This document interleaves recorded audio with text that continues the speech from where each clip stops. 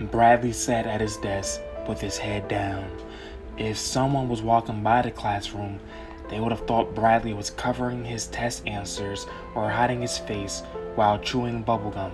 However, the real reason why Bradley had his head down was because of his nightmares. Nightmares are buses. When one leaves, there is another one right around the corner. And for Bradley, he rides the Midnight Terror Express every night. The cost of the ride is fear and lack of sleep. Who drives the bus?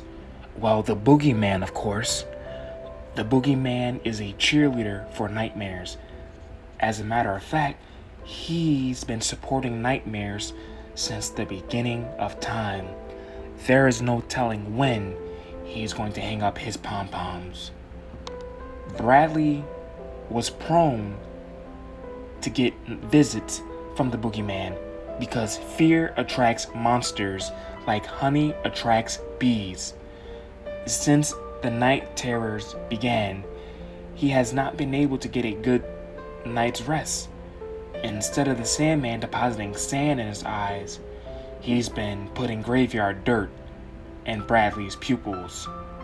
Every single morning he rubs nightmares out of his eyes, only for them to come back the next night. Once, Bradley even peed in his pants. He didn't even bother throwing his pajamas in the laundry.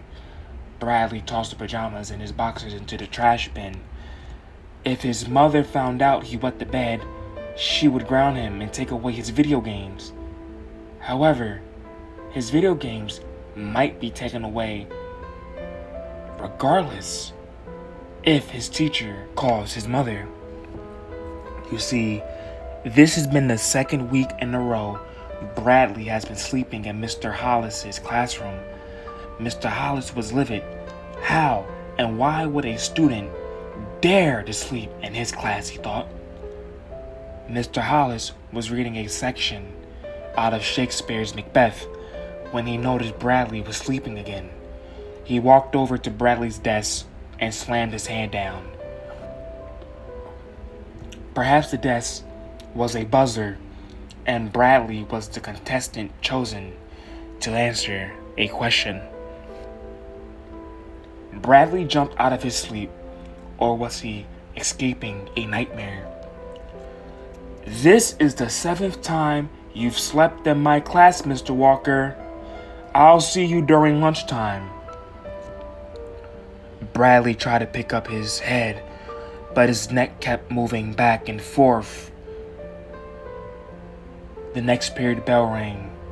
He grabbed his backpack quickly and ran out of the classroom. Mr. Hollis stepped into the hallway and watched as Bradley zoomed down the corridor. When lunchtime came, Bradley did not go to Mr. Hollis's classroom.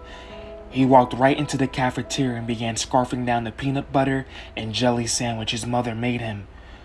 His mouth was a cave and the sandwich was a bat. Part of the bread hung from the roof of his mouth after he was finished eating. He drank his chocolate milk and said Kobe as he tossed the empty carton into the waste bin. Recess was starting soon. Bradley was in a rush to get to the playground. The playground is a child's palace, and some children are fortunate to be rulers of that palace. Bradley was the undisputed champion of chicken on the monkey bars. The game was simple. Grab onto the monkey bars and swing your feet until you knock the other person down. If the nurse kept track of how many broken noses and sprained ankles were linked to chicken, her record book would be thicker than the Bible. Sometimes the broken noses were so grotesque, the blood cascading from their nostrils looked like sinister rain. Bradley hopped on the monkey bars and swung around. His body looked as if he was being electrocuted. He kicked the challenger in the stomach and they dropped instantly. Once again, Bradley was declared the winner. After recess, Bradley had 2 more classes before the day was over. Before he had a chance to escape, and avoid Mr. Hollis, Mr. Hollis was standing right next to him when he closed his locker. "Going somewhere, Bradley?" Bradley flinched when he heard Mr. Hollis's voice. "You had lunch detention with me, but you decided not to come. Therefore, you have after-school detention now." Instead of reacting and becoming hot-headed like a volcano, Bradley walked into Mr. Hollis's room. "Why do you insist on sleeping inside of my class, Mr. Walker? If you tell me, I'll let you go early." "You aren't going to believe me if I tell you." "Are you sure?" "I'm sure." "What is it, Bradley? Why can't you sleep at night?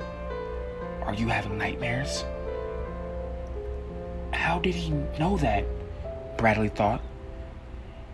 Bradley's throat felt like sandpaper. He swallowed his spit before he spoke again. "Yes, I've been having nightmares for a while now. It's the boogeyman that haunts me. He's in my house and in my dreams. He's going to get me one night." Mr. Hollis smiled and said, "Oh, the boogeyman? Well, I know one way to fix your problem. The nurse is still in her office. Go into her office and tell her I sent you. She'll give you some medication to help suppress your nightmares." "She can do that? Isn't that wrong? She can't give me Bradley, you do want your nightmares to stop, right?" "Yes." "So go to her office." Bradley left the room and went to the nurse's office. When he got to the office, he noticed it was dark. She was gone for the day. In fact, the entire school was empty. He walked back to Mr. Hollis's classroom. "Mr. Hollis, the nurse!" Bradley never got to finish his sentence. When he came back into the classroom, it was dark, and he saw a green hand oozing slime holding a mask of Mr. Hollis's face.